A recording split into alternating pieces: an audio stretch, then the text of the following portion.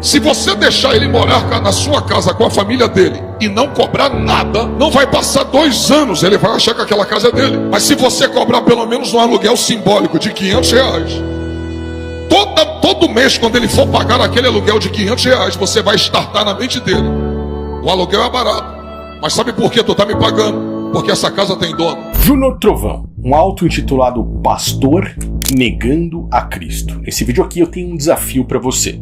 Se você segue ele ou algum outro líder religioso que tenha o mesmo discurso, um discurso bem parecido com esse que nós iremos assistir agora, você provavelmente, possivelmente, está também negando a Cristo sem perceber. Um cego sendo guiado por outro cego. Muitos não conseguem enxergar que estão vivendo nessa escuridão. Mas esse vídeo aqui fará com que os seus olhos se abram. Eu vou assistir junto agora, com você, um trecho de um vídeo que eu já havia perguntado isso. Em um outro vídeo que eu fiz, falando a respeito de Miguel Oliveira, o falso profeta Mirim, que agora é coordenado por Júnior Trovão, eu perguntei: você consegue enxergar ele que, nesse momento, está fazendo um discurso o qual nega ao próprio Messias, e a maioria das pessoas não conseguiu enxergar? Na verdade, eu acho que ninguém conseguiu enxergar. Vamos assistir juntos isso aí, e você entenderá agora de uma vez por todas. Olha aí. Se você tem uma casa e tem um amigo seu vindo da Europa e essa casa está vazia, e você fala para ele assim: meu amigo, eu vou deixar você morar na minha casa. Se você deixar ele morar na sua casa com a família dele e não cobrar nada, não vai passar 2 anos, ele vai achar que aquela casa é dele. Mas se... Pera aí, vamos dar um pause. Se você tem um amigo que veio da Europa e a sua casa, uma casa que você tem que estar vazia, e você deixar ele morar lá, durante 2 anos, se você não cobrar nada dele, ele vai pensar que a casa é dele. Bom, vamos pensar que, hipoteticamente, isso seja verdade nessa história. Nem todo amigo será tão traidor assim, mas vamos pensar que, ok, isso irá acontecer. Vamos refletir. Hoje, qual é a casa do Criador? A verdadeira casa do Criador? É um templo feito por mãos humanas ou é um templo não feito por mãos humanas o nosso corpo? O Criador habita em nosso coração ou ele habita em um templo de pedra? Estamos falando de casa, para que você comece a raciocinar, tá? Vamos entender.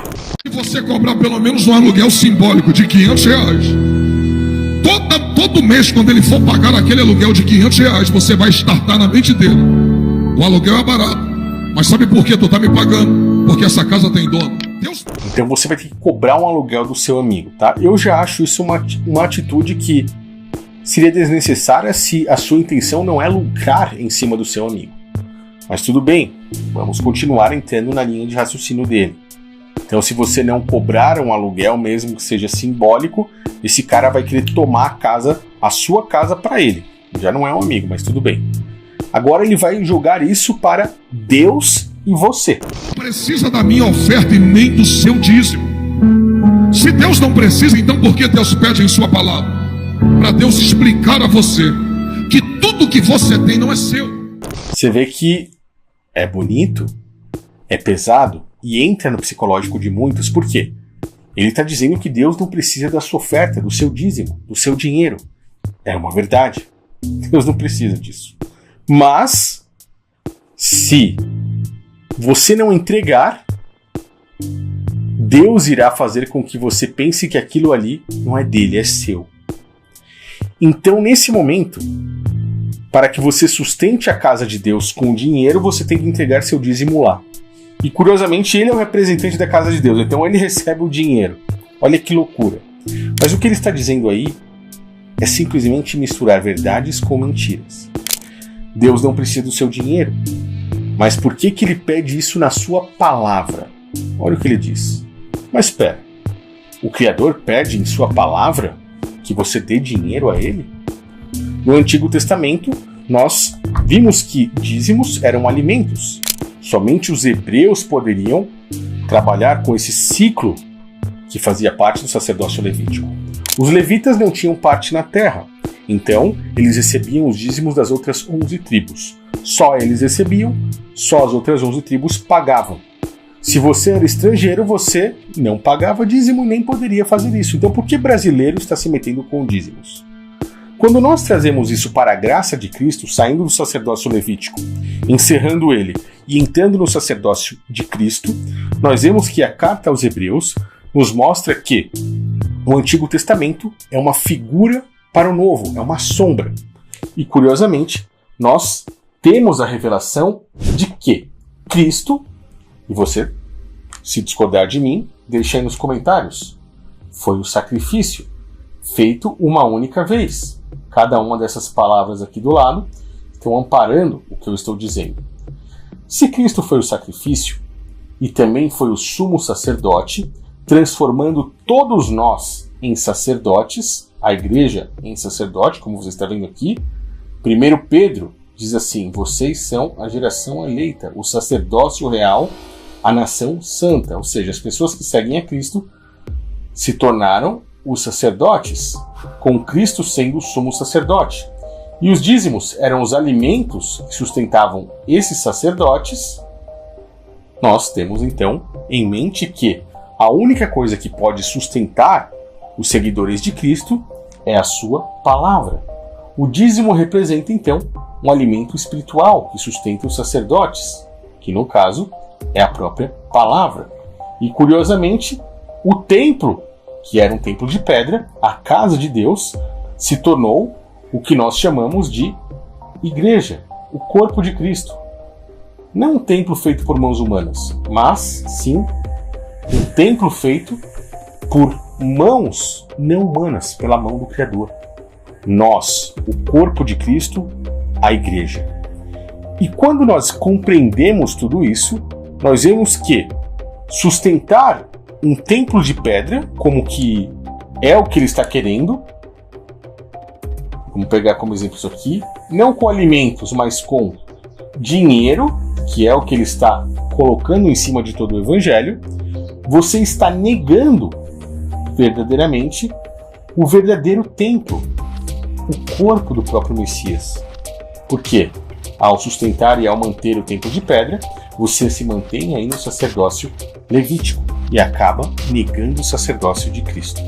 Quando você lê, por exemplo, uma passagem como a de João 2, você vê que Cristo, ao expulsar os cambistas em Jerusalém da frente do templo, deixa bem claro que eles poderiam destruir esse templo, o qual ele levantaria em 3 dias. Destruam esse templo e eu o reconstruirei em 3 dias.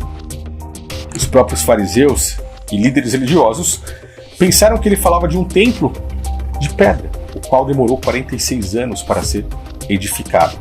Mas Cristo falava do seu corpo. Cristo, nesse momento, deixou claro que o templo de pedra não era a casa do Pai, mas sim o seu corpo, onde o Pai habitaria em seu coração. É por isso que ele e o Pai são um. E ele, como um sumo sacerdote, fez com que o véu se rasgasse e as pedras daquele templo de pedra rachassem, se fendessem. E nós hoje temos o Pai em nosso coração por meio de Cristo, o sumo sacerdote. Se você não aceita isso, se você quer sustentar um templo de pedra hoje como casa de Deus, você nega que você é a casa de Deus. Você nega que Cristo é a casa de Deus. Você nega que o corpo de Cristo é a verdadeira casa de Deus. E isso se confirma em Apocalipse 21, quando nós vemos no versículo 22 que na Nova Jerusalém, espiritualmente falando, não há templo. Olha isso. O profeta João, no livro de Apocalipse, diz: eu não vi templo na Nova Jerusalém, porque o seu templo é o Senhor Deus Todo-Poderoso e o Cordeiro. Então, se você participa disso, entrega dinheiro, dízimos ou ofertas para sustento desses templos, você está sustentando falsos templos de pedra, que usam isso daqui para mentir, enganar, ludibriar e lucrar em cima das pessoas que estão completamente cegas. Júnior Trovão aqui está de uma forma inteligente, entre aspas, enganando a muitos, ludibriando a muitos para lucrar, receber grana, sustentar o falso templo, mas nega a Cristo, nega o corpo de Cristo, nega o verdadeiro templo. Não caia nessa. Abra os seus olhos, estude o Evangelho e entenda que esse sistema religioso hoje podre está aí só para te enganar. Eles vêm para roubar, para matar e para destruir. Quem disse isso não fui eu, mas foi o próprio Cristo. Todos quantos vieram antes de mim são ladrões e salteadores, mas as ovelhas não os ouviram. O ladrão não vem senão a roubar, a matar e a destruir. Eu gostaria de ver seus comentários aqui embaixo. O que você achou a respeito disso? Conseguiu, enfim, enxergar? Ou eu preciso ser mais claro, ainda mais detalhista em um próximo vídeo?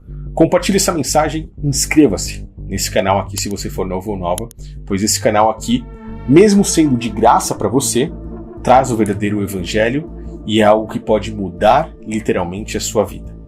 Valeu, te aguardo no próximo vídeo.